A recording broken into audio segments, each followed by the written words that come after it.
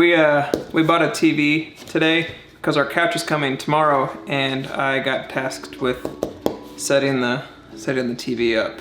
Problem is, we don't have a TV stand yet, so I'm gonna have to get creative with setting that up.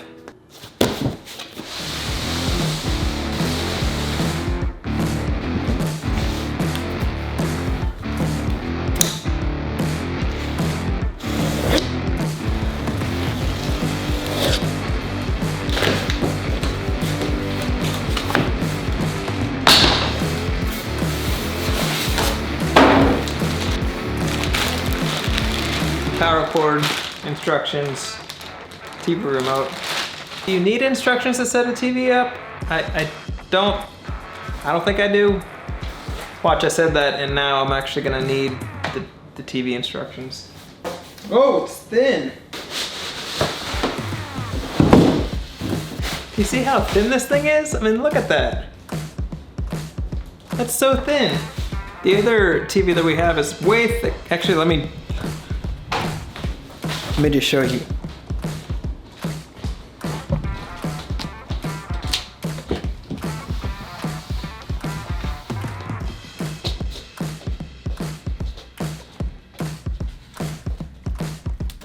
Way thicker. I mean, that's like 4 times the size of the one upstairs. Way thinner. Or that one's thicker. All right, now I have to put these legs on.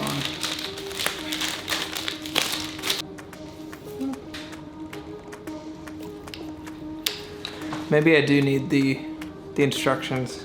I have no idea what this does. It's been a while since I've bought a TV. That was way easier than I thought. It just slides in. Instructions.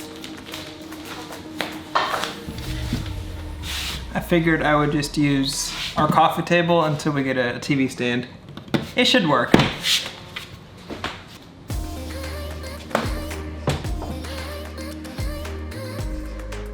Hello, it's Samsung screen. 2 simple options. That was so easy and like super straightforward. Speaking of that, today we're gonna go over a plugin I use all the time that's pretty straightforward and helps me get more bass out of my kick drum when I am in post and I realize I don't have enough and I don't want to go back and re-record, or if somebody sends me a kick drum that just doesn't have enough oomph and I need to add more. Super easy plugin, takes like literally 2 seconds to do, and we're gonna go over it right now.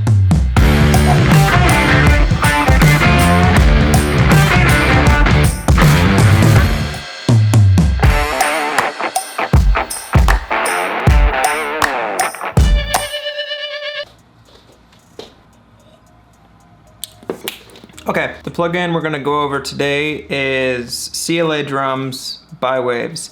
I use it all the time for a bunch of different genres of music, but like everything, it doesn't fit everything that I do, but it fits most things that I do. And I use it for a very specific purpose. So with that, let's get into it.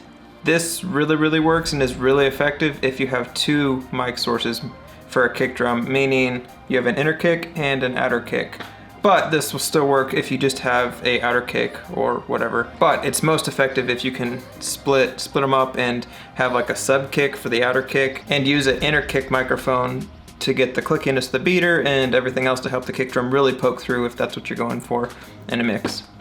With that, let's get started. All right, so we're in Pro Tools right here. This is a session that I recorded a while ago for an artist, and I'm just gonna play the full kit just to give you context. So here is just a random section of a chorus.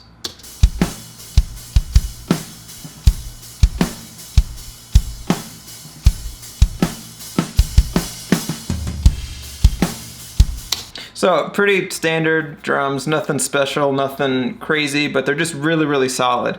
And for recording and stuff like that where you don't have a complete vision, this is what you typically want. So now I'm gonna play the same section with both kick drum mics in and out, and I'm gonna toggle the plugin we're gonna talk about on and off to kind of give you an idea of what it's actually doing.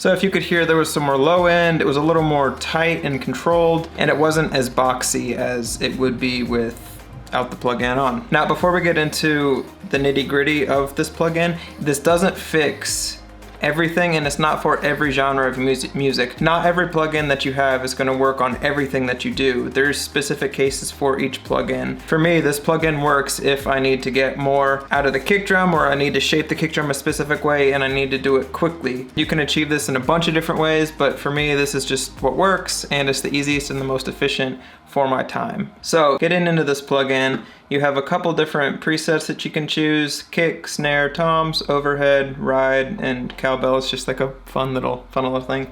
Obviously for the kick drum, I'm gonna use the kick drum dial. This is your input sensitivity right here, and then this is your output volume. And then if you look over here, you have 5 different faders that you can choose different presets for each fader. And you can see on here, I just have the gate barely on, the compressor turned on, just to kind of pull everything in a little bit. Treble is on, and that is just specifically for if I have one kick drum mic, I can use this plugin to shape the kick drum to give me a rounded sound that would work for most contexts. But for this recording, I have 2 different microphones, so I can split that up a little bit.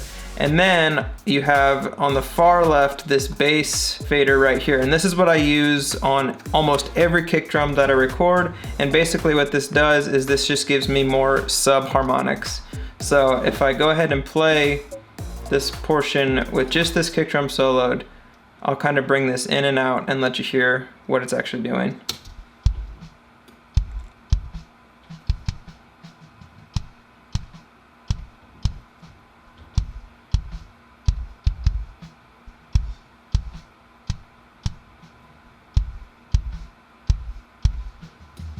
So as you could hear, it just adds a lot of low end, but it's really tight low end. It's not like flubby or anything else like you would get if you turned this guy off. Again, sounding like this.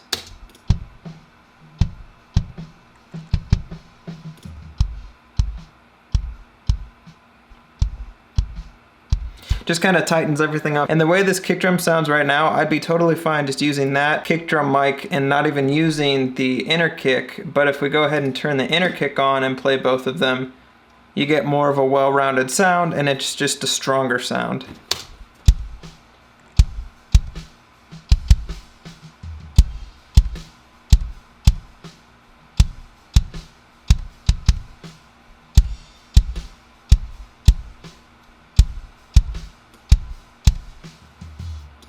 And as you could hear, as it was playing, I was bringing the bass fader down and back up, and you could hear the subharmonics kind of lift and then go away. Lastly, I'm going to play the full kit, and I'm going to toggle the plugin on and off to give you context of what it does in a full mix and all of that stuff.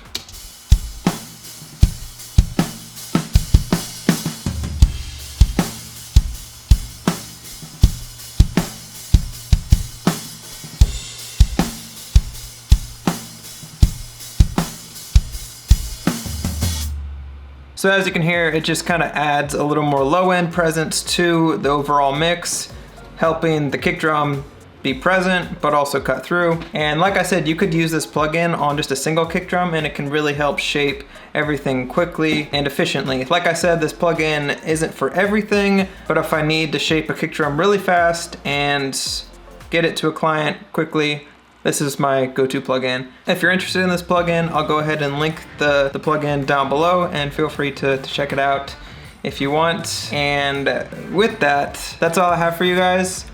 Hopefully you enjoyed the video. If you did, go ahead and hit the like button down below. That'll help with the YouTube algorithm and all of that stuff.